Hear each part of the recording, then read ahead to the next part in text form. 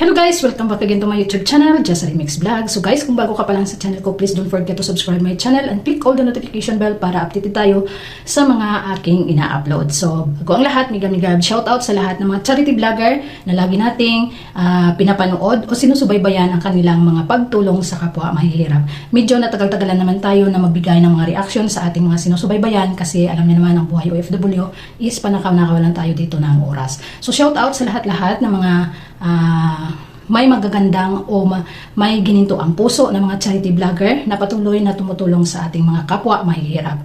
Isa na ito yung lagi kong inaabangan at since 3 years ay dito ako nakapanood una sa kanya at walang iba kundi itong Tatay Tekram natin. Sumunod yung Team Kalingap o kay Kuya Bal Santos Matubang na inano din ni Kalingap Rab, no? Na nagkaroon sila ng mga team. So sa lahat ng mga charity vlogger, Pugong Biyahero, Archie Hilario, King Lox at saka Virgilin Cares, yun ang lagi kong inaabangan ang kanilang mga ina-upload basta pagdating na sa pagtulong sa kapwa mahihirap. Nagiging mamigs din ako dati at yun pa rin, patuloy pa rin ako nanonood ng kanilang mga ina-upload. So, reaction video sa mga charity vlogger, hindi tayo dito gagawa ng reaction na mga negatibo. Sa positive tayo para yung mga tinutulungan is lalo nilang yung kanilang sarili. Kagaya nito sa ating Tatay Tekram na ngayon ay may tinulungan naman na isang magandang pagbabago sa isang magkakapatid, no? So lahat ay kung ano man ang dati niyang nagawa na pagtulong sa mga kapwa mahihirap, since nakapanood ako nito ng kanyang mga tinutulungan at ngayon ito may natatagpuan naman siyang isang pamilya o magkakapatid na tatlo, no, na nagka-problema dito si Kirby, yung nawala sa pag-iisip dahil lang sa may pinagamit sa kanya. So nagiging problema ng magkakapatid at nawalan sila ng wala silang magulang, nanay nila nandyan pero hindi naman sa kanila stay, no? So itong si Kirby, shortcut lang natin to guys. Si Kirby ay tinulungan muli ng ating Tatay Tekram dahil gusto ng ating Tatay Tekram na mabalik at maayos ang kanilang pamumuhay. So kung naalala natin si Kuya Melben nung dati, no, na natagpuan siya is ganun.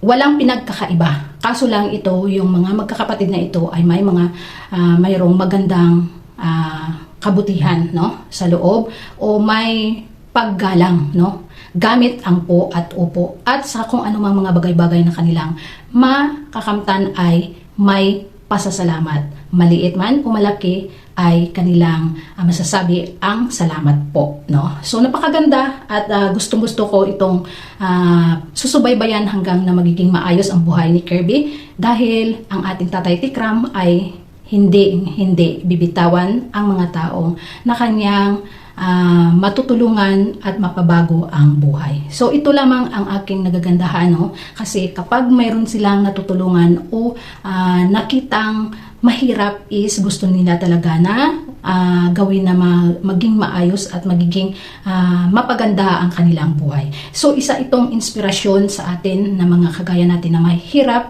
na kung pwede pa lamang ay gagawa rin tayo ng magandang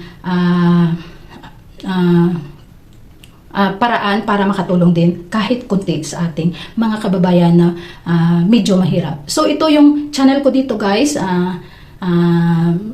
Inaano ko to kasi sabi ko balang araw pagdating ko rin sa amin o pag-uwi ko sa aking lugar ay gagawa rin ako ng ganitong pagtulong sa kapwa. So hindi naman sa kumbaga is agad-agad kundi siguro sa padahan-dahan lamang o